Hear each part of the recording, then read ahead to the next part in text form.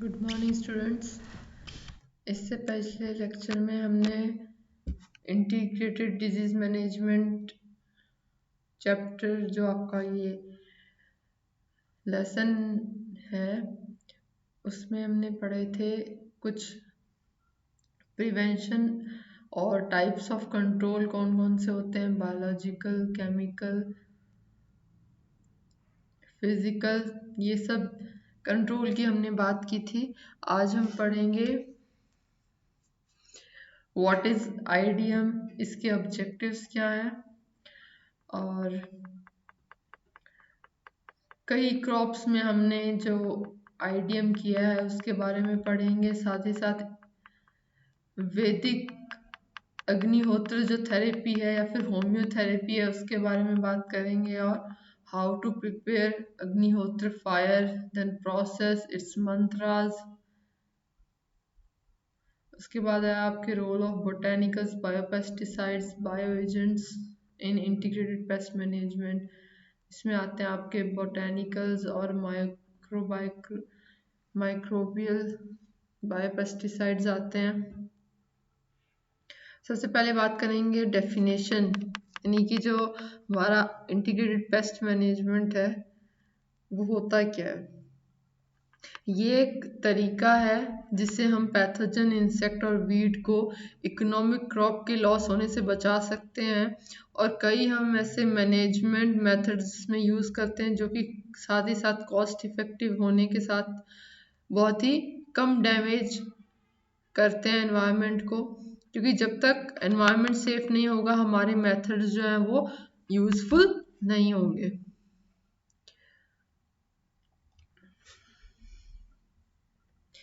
और जो ये इंटीग्रेटेड कंट्रोल की जो कॉन्सेप्ट है, सबसे पहले एंटोमोलॉजिस्ट ने दिया था, university of California, who defined it as applied pest control which combines and integrates biological and chemical control. इस जो ये अप्लाइड पेस्ट कंट्रोल है इसमें हमारे दोनों तरह के कंट्रोल जो है वो आते हैं, बायोलॉजिकल और केमिकल।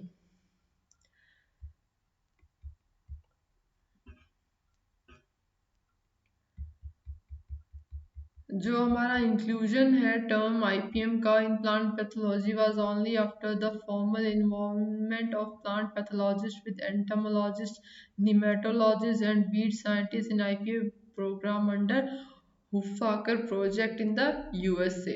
तो जो हमारा प्रोजेक्ट था यूएसए में, हुफाकर प्रोजेक्ट, उसमें डिफरेंट टाइप्स ऑफ जो कंट्रोल है उसके साथ साथ कई जो एग्रीकल्चर के फील्ड है उनको साथ में लेके इस प्रोजेक्ट को किया गया और ये एक तरीके से कोऑर्डिनेशन बिठाता है पेस्ट के यूज और एनवायरनमेंट इंफॉर्मेशन, साथ ही साथ कैसे हम जो पेस्ट कंट्रोल मेथड्स हैं अवेलेबल हमारे पास, या वो कल्चरल हो या बायोलॉजिकल हो, जेनेटिक हो, केमिकल, उनको हम कैसे इकोनॉमिकल मीन से और लीस्ट पॉसिबल हैजार्ड, ताकि पीपल को ना हो, प्रॉपर्टी को ना हो, एनवायरनमेंट को ना हो, कैसे हम उसे कंट्रोल कर सकते हैं पेस्ट को। तो ये सब हम पढ़ेंगे आईपीएम में। इंटीग्रेटेड पेस्ट मैनेजमेंट का अलग अलग हम डिफिनेशन दें तो इंटीग्रेटेड का मतलब होता है इंटरेक्शन होना, किसका इंटरेक्शन होना, एक तरीके से हम कह सकते हैं जो पेस्ट है हमारा, जो पैथोजन है जो कॉज कर रहा है डिजीज प्लांट्स में, उसका, क्रॉप का, यानी कि जो हमारा होस्ट है क्रॉप और एनवायरनमेंट का, इन तीनों का आपस में जो मेल मिलाप है, जो इंटरेक्शन है, उसको हम इंटीग्रेटेड में लेके आते हैं। इसमें सारी वो टैक्टिस आती हैं जो कि हम एग्रीकल्चर प्रैक्टिसेस में यूज करते हैं। दूसरा है पेस्ट, यानी कि एक ऐसा ऑर्गेनिज्म है जो कि हमारे प्रॉफिट में, हेल्थ में और कन्वीनियंस में कंफ्लिक्ट डालता है, बाधा पैदा करता है। If it specific does not exist in number that seriously affect these factor, it is not considered a paste. तो जो पेस्ट एक पैथोजन तभी कहलाएगा जब वो एक सीमित मात्रा में एक कुछ ऐसे लक्षण पैदा ना कर दे कि उसे हम पेस्ट कंसिडर कर सकें। देन बात आती है मैनेजमेंट की। ये एक ऐसा तरीका है कि हम पेस्ट को कैसे एक लेवल के नीचे रखें ताकि हमारा इकोनॉमिक डैमेज है वो कम से कम हो। It does not mean eradicating paste. Paste को हम पूरी तरीके से मिटा नहीं सकते, उसे खत्म नहीं कर सकते।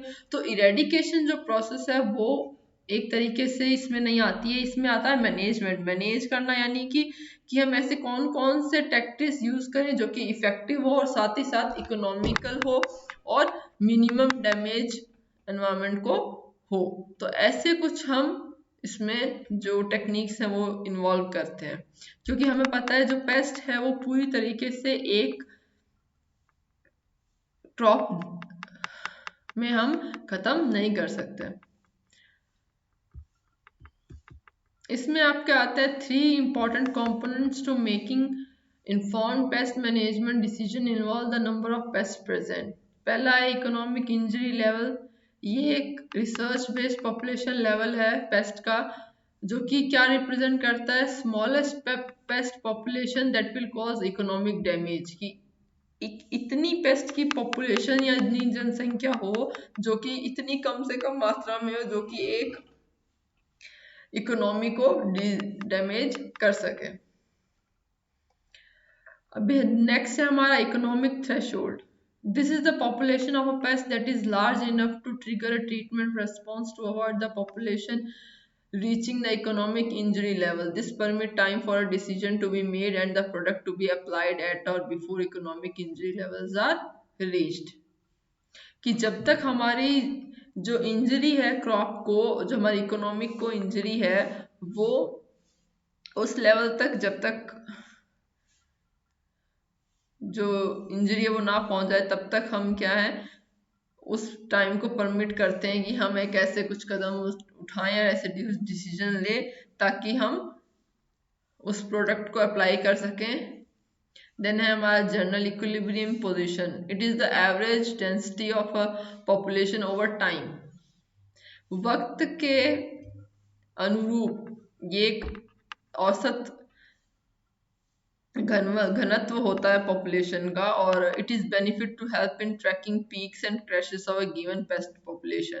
तो कोई भी एक पेस्ट की पॉपुलेशन है उसका एक ट्रैकिंग पीक हम इसमें देखते हैं। ट्रैकिंग पीक होता है कि कैसे वो उसकी जो पॉपुलेशन है वो इंक्रीज हो रही है। IPM is the multidisciplinary endeavour, यानी कि हम इसमें एक ही चीज नहीं देखते हैं, इसमें हम कई सारे ऐसे काम करते हैं जिससे मल्टी लेवल पे जो पेस्ट का जो मैनेजमेंट है वो होता है। It takes from branches of crop science and that assembles information from the following disciplines.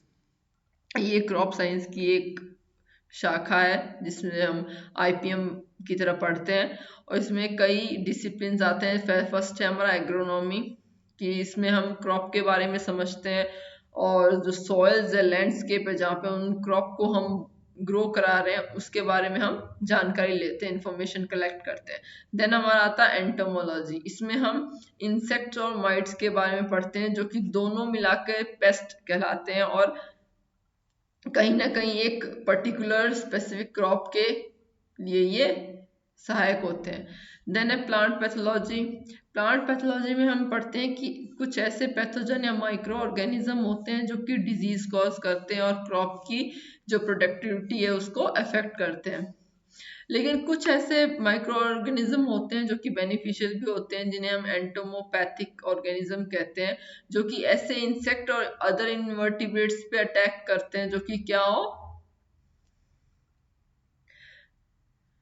जो कि डिजीज पैदा कर रहे हैं उस क्रॉप में। और हम नाइट्रोजन फिक्सिंग बैक्टीरिया जो कि राइजोबियम बैक्टीरिया की अगर हम बात करें, जो कि कौन कौन से प्लांट की रूट में रहते हैं, जितने भी हमारे लेग्यूम प्लांट्स हैं, सोयाबीन प्लांट्स हैं, उसमें जो हमारे बैक्टीरिया पाए जाते हैं जिसे हम राइजोबियम कहते हैं, वो कहीं ना कहीं हेल्पफुल होते हैं उस क्रॉप को बचाने के लिए, उसकी प्रोडक्टिविटी इंक्रीज करने के लिए। Economics help to making decision that generate profit to the operator when compared with other decisions. Second, agriculture engineering generally addresses how to we deliver management tactics to the field। तो ये सारे points हैं हमने देखो मैं इसमें हमने बात की थी हीट वाटर सोलर रेडिएशन की। अब हम बात करते हैं ऑब्जेक्टिव्स ऑफ आईडीएम। इसमें है simultaneous management of multiple pathogens, regular monitoring of pathogen effects and their natural enemies and antagonist as well. Third है यूज ऑफ इकोनॉमिक और treatment thresholds when applying chemical. यानी कि जब हम केमिकल का use करें तो हम एक लिमिट तय करें, और ताकि उस लिमिट के अंदर हम अगर उस केमिकल का यूज कर रहे हैं तो हमारे एनवायरनमेंट को नुकसान नहीं पहुंचेगा। देन फोर्थ हमारा है integrated use of multiple suppressive techniques. यहाँ पे जो हम टेक्टिक्स यानी कि जो टेक्निक हम यूज करेंगे वो क्या होंगी, मल्टीपल लेवल की होंगी और इंटीग्रेटेड यानी कि कई सारे हम उसमें कंट्रोल जो है वो इंक्लूड करेंगे, चाहे वो बायोलॉजिकल हो, फिजिकल हो या केमिकल हो।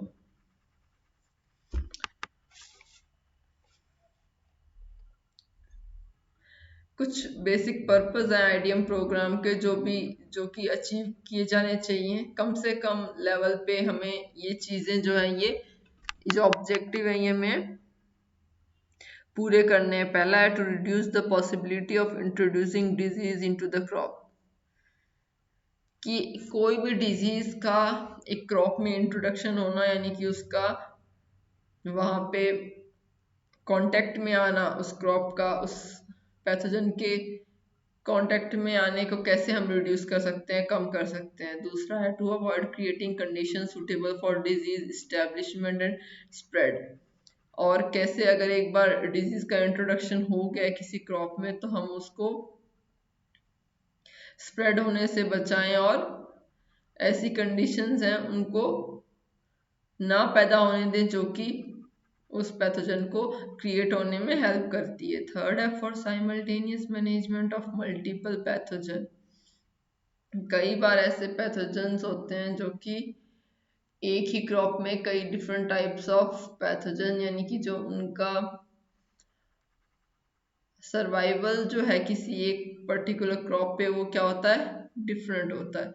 देन है the regular monitoring of pathogen effects and their natural enemies and antagonist as well. To use of economic और treatment threshold when applying chemical, ये हमने पहले बात की थी इसकी। The integrated use of multiple suppressive technique की हमने बात की थी। इसमें आपके कुछ ये बेनिफिट्स दिए गए हैं आईडीएम अप्रोच के। पहला है आपका promote sound structure and healthy plants, promote sustainable biobased disease management alternatives.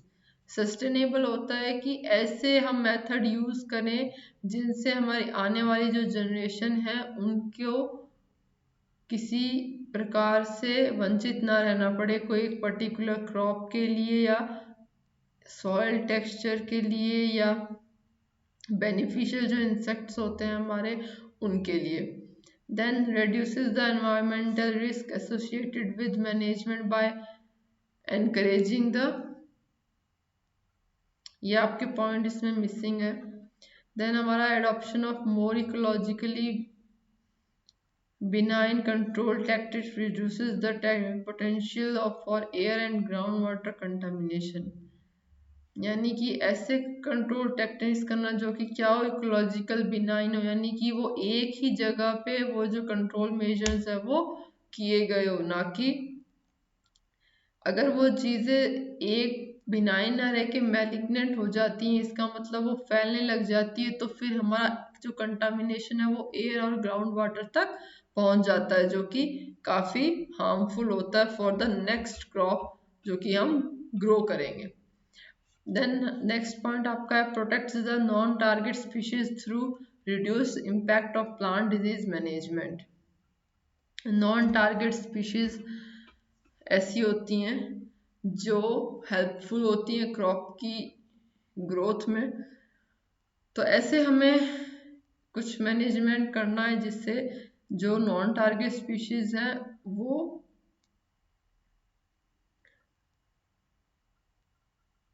कहीं अफेक्ट ना हो। Then activities reduces the need for pesticides and fungicide by using several management methods. तो अगर हम आईपीएम या आईडीएम की बात करें तो इसमें हम पेस्टिसाइड और फंगिसाइड का यूज कम कर देते हैं, जिससे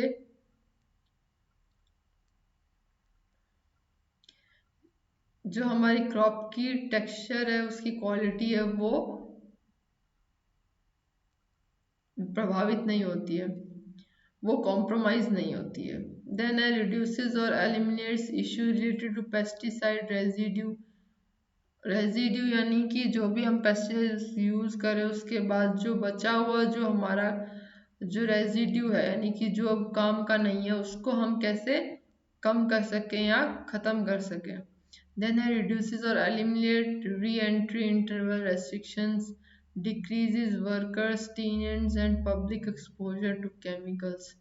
तो यानी कि उस क्रॉप को ग्रो करने के लिए जो हमारे वर्कर्स होते हैं, जो टीनेंट्स होते हैं, यानी कि जिनको हम पगार पे रख के हम उस क्रॉप का देखभाल करते हैं, और पब्लिक एक्सपोजर है वो जो है वो केमिकल से क्या हो जाएगा, कम हो जाएगा। यानी कि जो भी वहाँ उस फील्ड में काम कर रहे लोग, उनका एक्सपोजर अगर केमिकल से कम होगा तो उनकी हेल्थ पे भी इफेक्ट नहीं पड़ेगा, एडवर्स इफेक्ट नहीं पड़ेगा, यानी कि उनकी जो हेल्थ है उससे कॉम्प्रोमाइज नहीं किया जाएगा।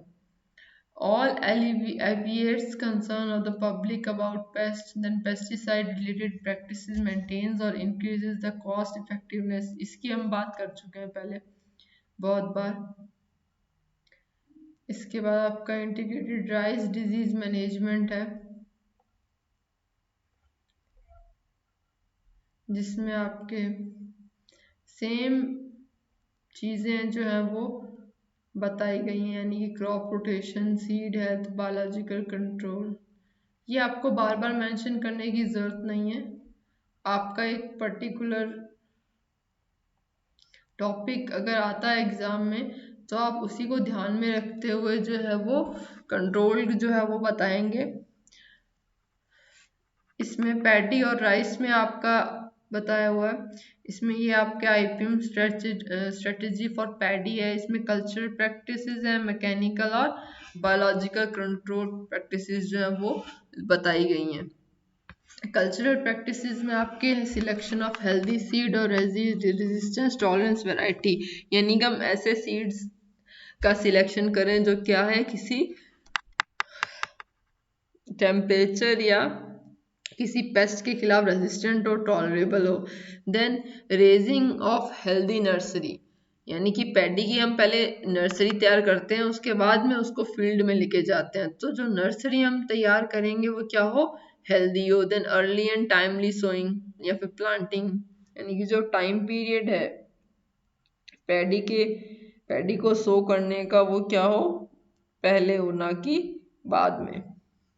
Then है seedling root tip in nursery treatment in stem borer endemic area, destruction of leftover nursery, यानी कि जो हमारी नर्सरी बच गई है उसको हम कैसे खत्म करें। नॉर्मल स्पेसिंग, जो पैडी के एक एक प्लांटलेट्स है उसके बीच में हम डिस्टेंस रखें ताकि एक पैडी के इन्फेक्ट होने पे दूसरी पैडी जो है वो इन्फेक्ट ना हो। Then balance use of fertiliser अत्यधिक मात्रा में हम यूज ना करें।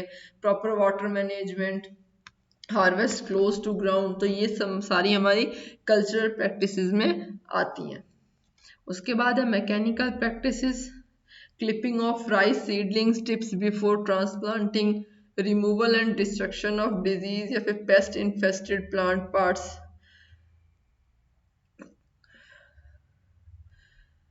Then use of rope in rice crop for dislodging case worm and leaf folder larvae etc, यानी कि हम यहाँ पे इसमें रस्सी का यूज करते हैं, जो भी हमारे वर्म यानी कि कीड़े हैं और जो लार्वा हैं उनके, उनको लीफ फोल्डर लार्वा होते हैं जो कि क्या करते हैं, ग्रोइंग लीफ होती है उस पर वो ग्रो करते हैं और उनको ईट करते हैं। देन हमारा collection and destruction of egg mass and larva, यानी कि अगर हम बड़ी मात्रा में जो एग प्रोड्यूस करते हैं, जो भी वॉर्म है और लार्वा है, उनको अगर हम खत्म कर दें तो उनकी जो जनसंख्या पॉपुलेशन है वो इंक्रीज नहीं होगी। देन है बायोलॉजिकल कंट्रोल प्रैक्टिसेस में पहला है कंजर्वेशन। बायोलॉजिकल कुछ एजेंट है जैसे spider, water bug, frog, mirid bug, damselfly, dragonfly, grasshopper, coccinellids, bracon, wasp, trichogramma, telenomus, ये सब है, इनको हमें कंजर्व करना है क्योंकि ये एक तरीके से बायोलॉजिकल एजेंट है जो कि पेस्ट को मारने में सहायक होते हैं। देन सेकंड है root dip treatment of rice seedling with chlorpyrifos is safe for natural enemies, यानी कि जो हम रूट है उस राइस की या पैडे की, उसको हम क्या करें, एक क्लोरोपाइफॉस नाम का केमिकल है उससे हम उसे ट्रीट कराते हैं। देन ऑग्यूमेंटेशन यानी कि रिलीज ऑफ ट्राइकोग्रामा जैपोनिकम @50,000 से 1 lakh adult per hectare 5 times starting from 30 days after transplanting for control of stem borer and leaf folder। तो जो हमारे स्टम बोरर और लीफ फोल्डर जो भी ऐसे पेस्ट हैं जो ऐसी कंडीशन करते हैं राइस या पैडी में, उसमें हम क्या करते हैं, एक केमिकल है जिसे बोलते हैं ट्राइकोग्रामा जापोनिकम, उसे हम करीब से करीब 50,000 से लेके 1 लाख जो अडल्ट पैडी है उसको पर हेक्टेयर में हम क्या करते हैं, 5 टाइम्स उसको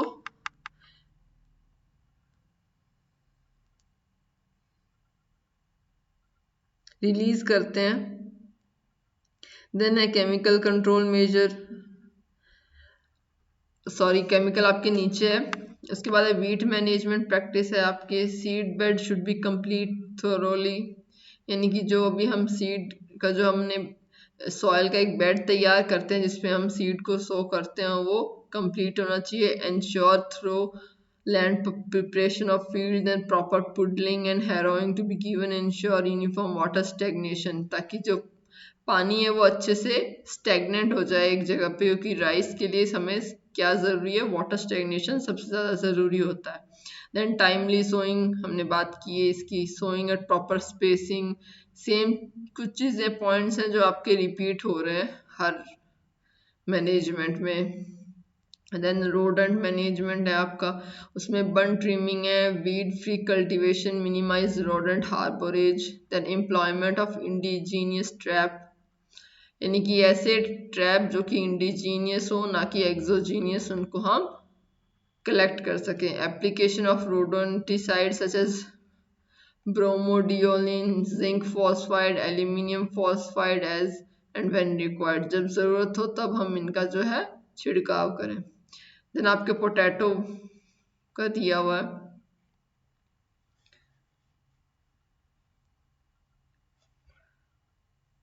इसमें कुछ आपके इफेक्टिव मैनेजमेंट ऑप्शंस हैं। उसके बाद आपका आता है accurate disease diagnosis, monitoring pathogens, control action guidelines for disease. इसमें अब आपको बताया गया है कि by adding the average temperature for December, January, February it is possible to predict beetle survival, यानी कि बीटल जो है जो कि क्रॉप को ईट करते हैं उनके सर्वाइवल का जो टाइम है वो दिसंबर, जनवरी और फरवरी में होता है, क्योंकि उस टाइम जो टेम्परेचर वो बहुत ही लो होता है, तो उस हिसाब से अगर उनका सम ऑफ एवरेज लेस देन 90 है तो जो थ्रेट है of Stewart wilt is negligible. तो जो एक स्टीवर्ट विल्ट नाम का जो बीटल है उसका जो थ्रेट है यानी कि जो खतरा है वो क्रॉप को वो बहुत ही न के बराबर होता है, बहुत कम होता है। अगर वो 90 और 95 के बीच में है तो वो मॉडरेट है, और अगर वैल्यू 95 से ऊपर जाती है तो जो हमारा खतरा है वो बहुत ज़्यादा है, और अबव 100 है तो जो खतरा है वो सबसे ज़्यादा सीवियर है। उसके बाद United States for tomato spotted wilt जो है a disease caused by severity points are assigned based upon plant cultivar, the more susceptible the higher the number, planting date, population density, insecticide use, row pattern, and tillage, conventional or strip. The sum of the risk value indicate a low or moderate or high chances of loss to TSV। अगर हम इन चीज़ों को apply करते हैं तो chances हैं जो TSW के वो बहुत कम होंगे. Multiple point models can be used in more complex system but also can be calculated before planting. Thus, action can be taken to change the field to a less dangerous situation. For example, if some fields must be planted at a time for optional disease development, then a more resistant cultivator could be used in those fields. इसमें आपके methyl bromide का जो use होता था पहले उसके बारे में बताया गया है कि जो मिथाइल ब्रोमाइड एरा के यूज के बाद अ ट्रूली इंटीग्रेटेड अप्रोच है to solve bond pathogen management is needed. For example combination of effective nematicides होते हैं जो कि निमेटोसाइड्स निमेटोड को किल करते हैं, हर्बिसाइड्स हैं, फंगिसाइड्स हैं, तो ये these are necessary based on pest population history of field, यानी कि जिस क्रॉप को हम एक पर्टिकुलर फील्ड जो हमने सिलेक्ट किया है उसकी हमें हिस्ट्री पता होनी चाहिए, और the reasons expected soil borne pest problem, यानी कि एक पर्टिकुलर रीजन में जो सॉयल बॉर्न जो पेस्ट होते हैं उनके बारे में हमें प्रायर नॉलेज होनी चाहिए. Management decision usually need to be based on pathogen presence या फिर एब्सेंस बिफोर प्लांटिंग. तो क्रॉप को किसी भी फील्ड में किसी भी सॉइल में प्लांट करने से पहले हमें उस पैथोजन की वहाँ पे प्रेजेंस है या एब्सेंस है उसको हमें चेक करना सबसे ज़्यादा ज़रूरी है. देन बात करते हैं records of disease in previous crop chemical treatments and weather will no doubt have to be used in disease management decisions. Weather data might be consulted to predict if and when disease outbreak will occur. तो जो हमारा weather data यानी कि जो मौसम से संबंधित जो हमारे पास जानकारी है उस हिसाब से हम बता सकते हैं कि जो डिजीज है वो कितना फैलेगी, कितना उसका आउटब्रेक होगा उस फील्ड में. Providing good experimental data exist to predict likely outbreaks, यानी कि अगर हमारे पास प्रॉपर रिकॉर्ड्स होंगे तो हम ये पता कर पाएंगे कि आउटब्रेक कब होगा और हम नेसेसरी प्रिवेंटिव मेजर्स जो है वो हम ले पाएंगे. उसके बाद आपका आता है specific prevention and management methods. इसमें साइट सिलेक्शन एंड प्रिपरेशन है जिसमें हम soil borne disease remain limiting factor for the production of vegetable in Florida. Florida की अगर बात करें तो उस फॉरेन कंट्री में सॉइल बॉर्न डिजीज है वो लिमिटिंग फैक्टर है. It is important to start with clean soil and proper site for crop. Then हमारा होस्ट रेजिस्टेंट, यानी कि जो क्रॉप है उसकी रेजिस्टिविटी होना बहुत ज़्यादा ज़रूरी है, और it is very important to choose cultivar with multiple pathogen nematode resistant whenever possible. जब भी हमें ज़रूरत हो हमें रेजिस्टेंट प्लांट ही यूज़ करें. अब जैसे फ्लोरिडा की बात करें तो उसमें practical control of many disease of vegetable जैसे fusarium wilt, verticillium wilt, grey leaf spot for tomatoes, तो ये सारी जो भी प्रॉब्लम्स हैं ये हमने अचीव कैसे करी हैं रेजिस्टिविटी को लाकर. Recently variety resistant of tomato, yellow leaf curl virus and TSWV have been identified and should be used in locations that have experienced severe problems in the past. इसमें आपका आता है irrigation management, soil and fertiliser, कुछ cultural practices आती हैं, हम next lecture में बात करेंगे.